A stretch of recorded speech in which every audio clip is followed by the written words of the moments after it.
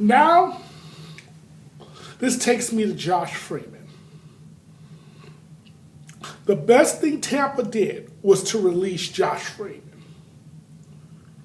Because a bad situation was only getting worse, and it made no sense for Tampa Bay to keep Josh Freeman. So the best thing they did was to pay him to go away, which is what they did. Now, my message here is to Josh Freeman. Be very careful how you walk from here on out, because Greg Schiano and Tampa Bay took a hit here for the whole way this was handled. But people's also looking at you, because there were some things you could have and should have done differently. Like, you cannot miss a photo shoot. That's a no-no. You cannot miss a photo shoot. You have to be there for the team photo shoot. It just looks bad. Whatever the reason was, it just looks bad. That cannot happen again. You have to be the leader. People have to know that you got things handled. Okay? This is your job. Now, as far as the players there in Tampa, we go back to week 1 when Tampa Bay played the Jets. At the end of the game, when it was about 9 seconds left or so, Geno Smith was running out of bounds when Levante David pushed him. Now, personally, I thought Geno Smith was still in bounds, get ready to head out of bounds. But it was still a dumb play by Levante David, for the simple fact is, if Geno Smith didn't get out of bounds, game would have been over. So for Levante David to say afterwards, well, I was afraid he might have stayed in bounds, makes no sense. And the reason it makes no sense is because you want Geno Smith to stay in bounds, because if he stays in bounds, the Tampa Bay wins the game. So for you to go and push him was totally unnecessary. Now, which brings me to this point. If you would have asked me back then, did he do that on purpose? I would have told you I didn't think so. But after what is now being transpired, or what has transpired down there in Tampa in the last month or so, I really got to say, I really don't know now. It makes me wonder, did he do that on purpose? Because the one thing that Schiano was brought in for was, was discipline, was discipline. Okay? He replaced the previous coach, Raheem Morris, who they said his team was undisciplined. Well, that was an undisciplined play by Levante David. And if you look at their losses that they've had so far, it's due to undisciplined play. So what was the reason Greg Schiano was brought in here for again?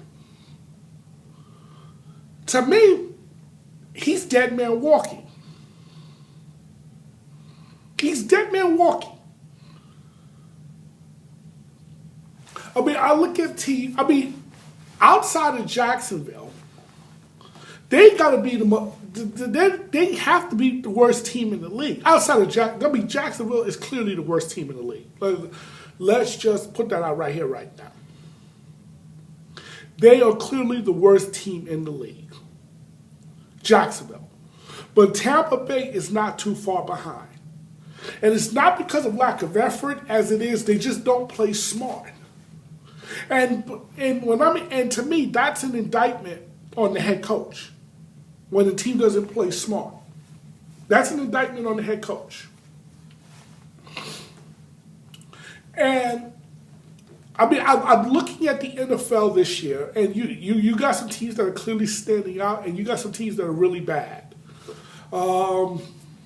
Right now, the Giants is playing bad football. The Eagles is playing bad football. Tampa's playing bad football. Jacksonville's playing bad football. The Rams is playing bad football.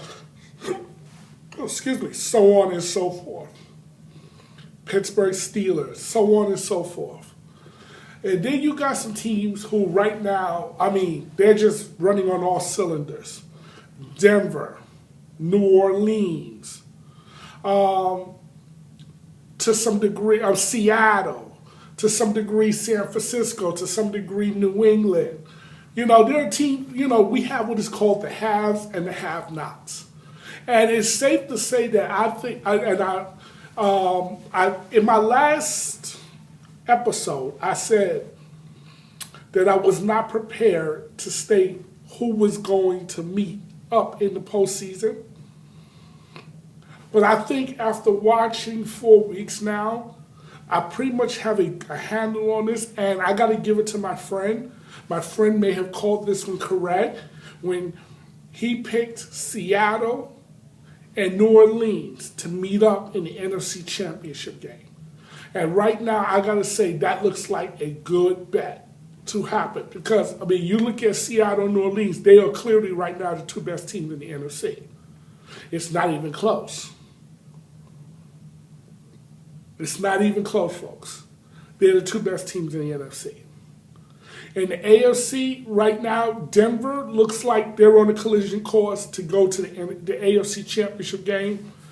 As to who they're going to face, that's still up in the air. You got teams like New England, you got teams like Indianapolis, and I got to be honest, I really like Indianapolis since they brought in Trent Richardson. I thought that was a great move by their part. To me, it was a win-win situation. They won and the Browns won. So to me, everybody kind of got what they wanted out of this. And so I really can't say at this moment who most likely Denver's going to end up playing, but it's a safe bet that Denver is going to be in that AFC Championship game. If you're Peyton Manning, anything less this year is just not good. That's not good enough. You have got to lead this team to at least to the AFC Championship game, if not to the Super Bowl. But they got to get to at least the AFC Championship game. Which now brings me to this point.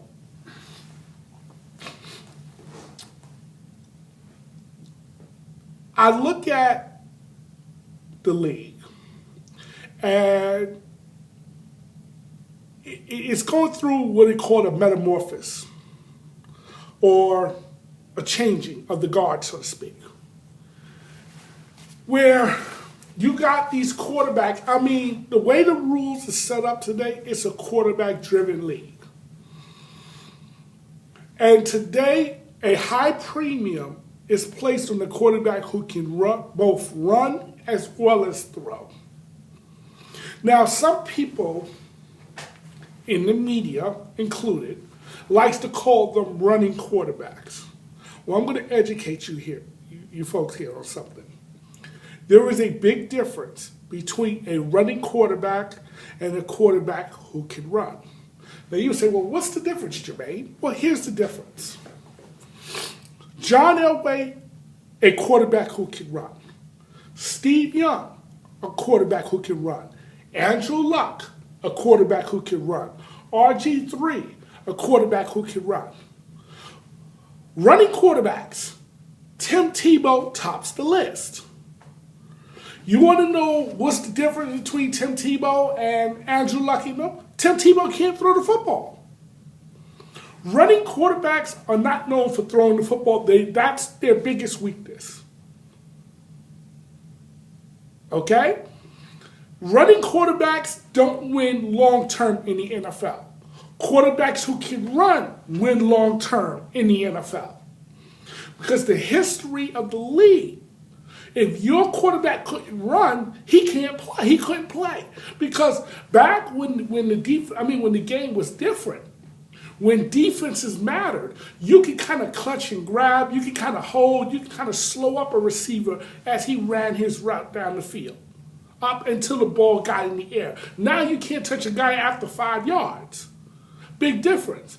Before, you could take a receiver's head clean off. But you can clothesline a receiver. Today, you do that, you get thrown out the game, you get fined, you even will be suspended. So you can't do a lot of things today that you could back then. Now, why is that important?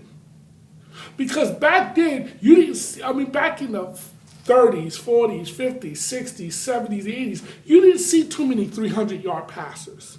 As a matter of fact, Terry Bradshaw once famously said he remembered when throwing for 150 yards was a good day. Because why? The quarterback couldn't get open receivers. Because why? The defenders were able to hold him up and a lot of times would even intimidate the receivers. So the quarterback, if he couldn't put that ball down and run with it, the team couldn't move the ball offensively. So back in the days, you had a lot of quarterbacks who can run. You didn't have running quarterbacks. To me, the media do not know how to or really classifies these guys wrong. I think maybe even on purpose.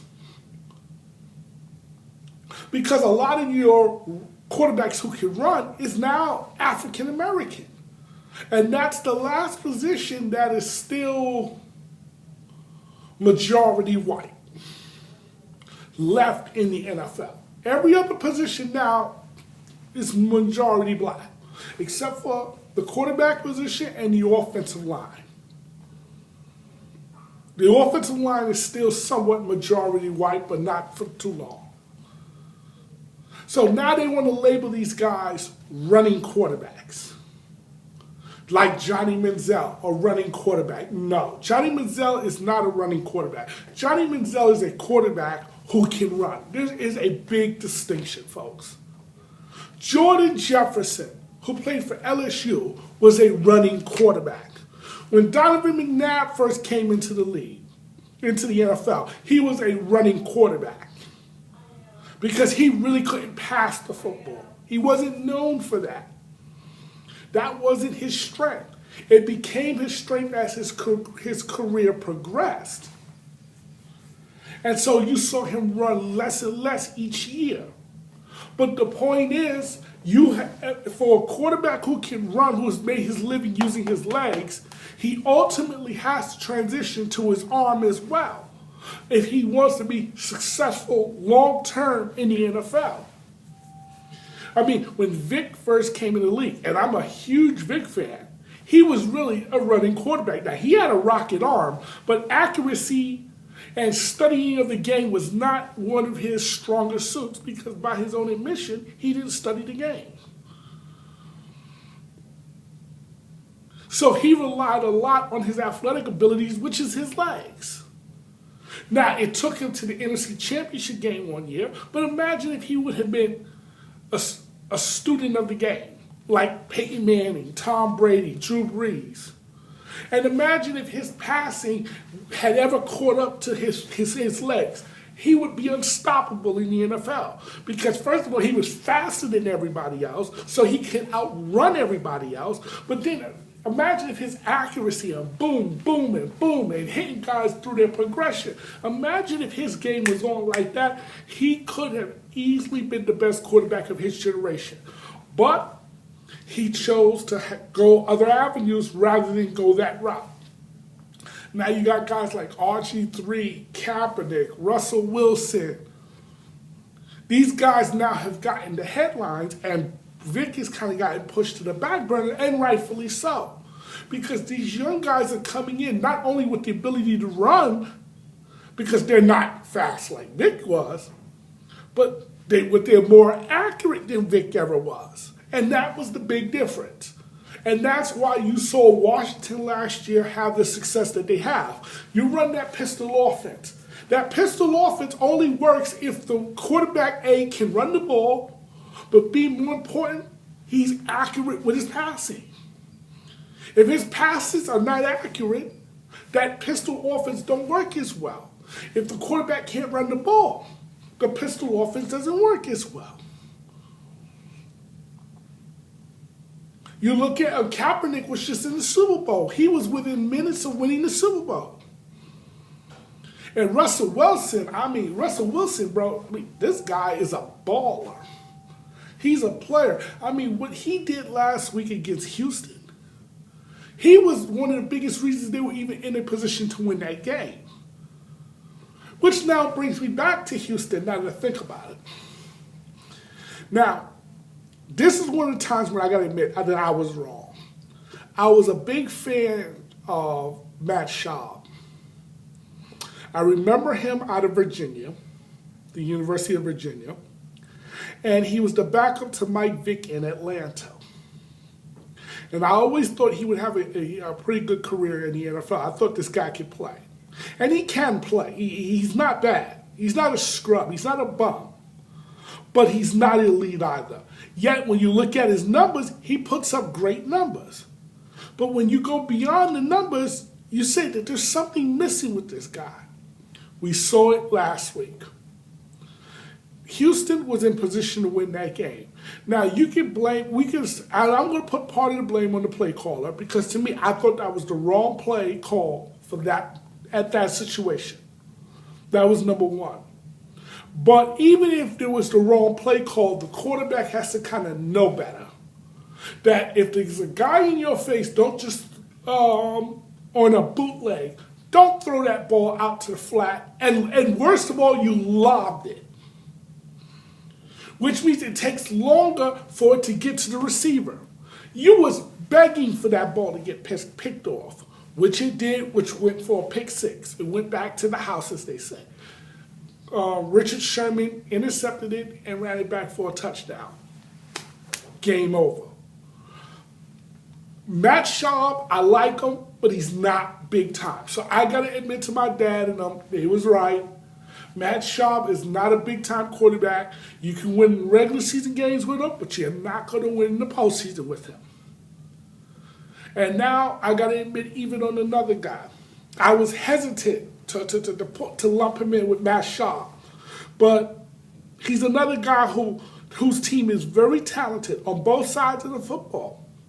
A lot of people even had this team coming out of the AFC. But their quarterback play is really holding them back, and that's Cincinnati. I was an Andy Dalton fan coming out of TCU. Okay? I thought this guy could do it. They got the weapons in Cincinnati, so the excuse is not there that you don't have the weapons. So why are they 2-2? Their quarterback play is holding them back. You do not lose to the Browns. I understand the Browns are improved.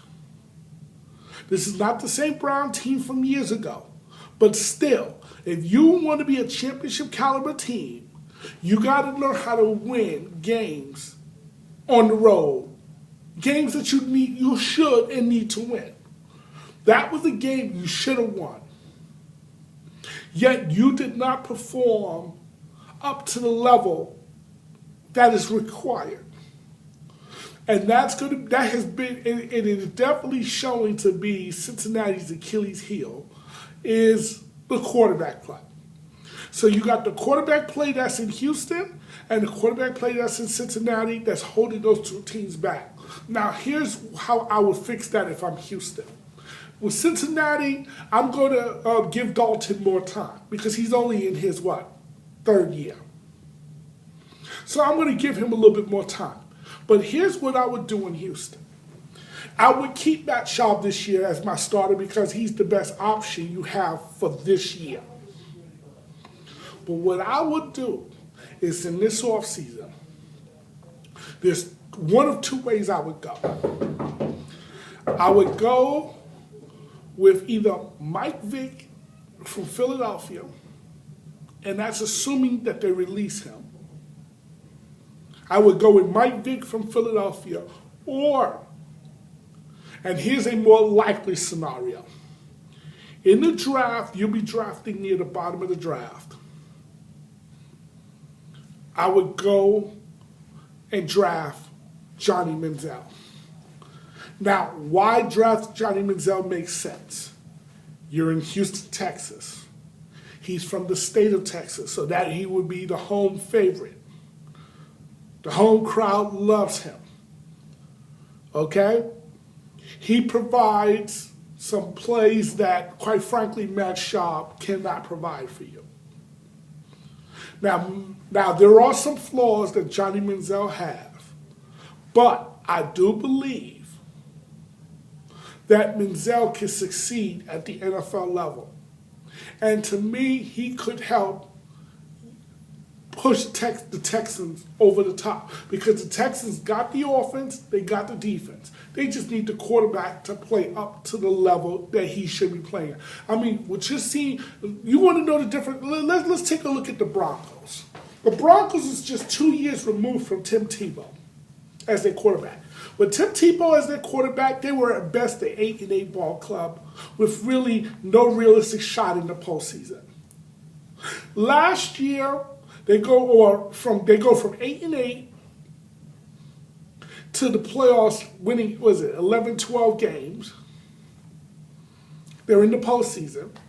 Now they lost the divisional round to Baltimore. But I didn't put that on Peyton Manning. I put that on the defense because anytime you got a touchdown lead with under a minute to go and the other team has no timeouts in the NFL and they got to drive the length of the field, that team should not be tying the game up. I'm sorry. That team should not be able to tie the game up. And the fact that they did, to me, I put that on the defense. But that being said, look how much improved Denver is today compared to where they were 2 seasons ago with Tim Tebow. And mostly the same players. So you can't say, oh, they had a whole new style or they have a whole new roster. No, that's not the case. Most of these guys were the same guys that Tim Tebow was playing with. The difference is you got a professional quarterback in Peyton Manning. Manning is having perhaps the best season of his career. Hard as that may be to believe. He's having the best season of his career, arguably. I mean, the numbers he's putting up is ridiculous. The man's got over 16 touchdowns. I mean, he's on pace to have almost over 70 touchdowns at the end of the year, the pace he's going on. Now, I doubt he hits 70, but in today's game, you never know. I mean, he's averaging like 3 to 4 touchdowns a game. Just do the math, folks. It's not out of the possibility. And right now, you got to say he is clearly the MVP of the league. And it's not even close. So I want to thank you for watching another segment of the Jermaine Brown Sports Talk Show. Please subscribe to my videos so this way when I post them up, you'll get them right away. If you like it, please, hit the like button, whatever. And until the next time, see you later.